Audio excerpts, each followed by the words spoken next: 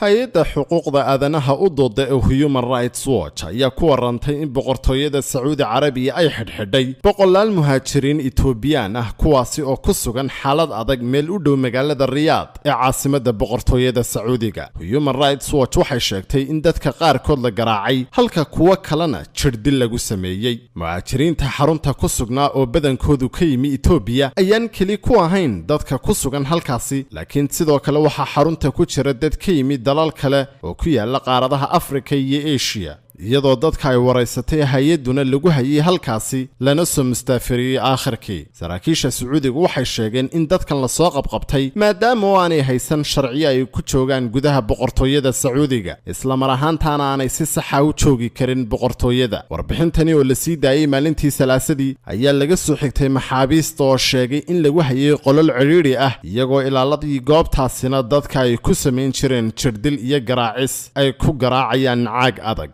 hay-adda Human Rights Watch waxay sheegtay inay la hadashay 7 qof oo Itoobiyaan bishii la soo dhaafay, iyadoo dadka ay hay-addu waraysatayna ay ka mid ahaayeen dad Hindiya kuwaasi oo iyana goobjoog ka ahaa xadgudubyadii xuquuqda aadanaha baalmarsanaa ee halkaasi ka dhacay, isla mar ahaantaana loo mustaafiriyey dalalkoodii. hay-addu waxaa kaloo sheegtay in dadka ay la kulmeen ay wada qareen xadgudubyada dhacay, iyadoo tirada guudna ku sheegtay ilaa 350 qof. qaar ka mid ah maxaabiistu waxay sheegeen inay xidhnaayeen wax ka badan sanad. dadka ka soo nabad baxay halkaasi waxay sheegeen inaan haba yaraatee la qaadin tallaabooyin lagu yaraynayo xanuunka coronavirus, iyadoo qaar ka mid ah dadkii ku sugnaa goobahaasina ay muujiyeen astaamaha cudurka. maxaabiistii tarxiilka sugayay ee ku xidhnaa goobtaasi waxaa kale oo ay hay-adda xuquuqda aadanaha u sheegeen inaanay meesha ay ku jireen ahayn nadiif, isla markaasina aanay haba yaraatee haysan joodariyaal ama furaashyo ay ku seexdaan, iyagoo isku kala bedeli jiray in qaar ay habeenkii seexdaan halka qaar kalena ay maalintii seexan jireen. warbixinta ay soo saartay hay-adda xuquuqda aadanaha ee Human Rights Watch waxaa kale ku jiray muuqaallo kuwaasi oo muujinayay kooxodada oo safaf ugu jira cuntada,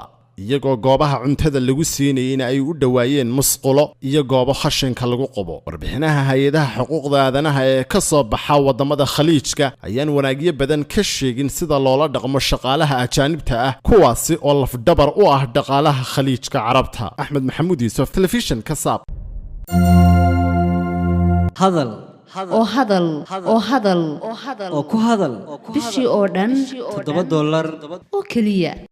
haddaba si aad ugu shubato adeega kaafiye fadlan garaac xidig 8 eber 8 afargees ama xidig 2 eber 2 tayo waa Telesom.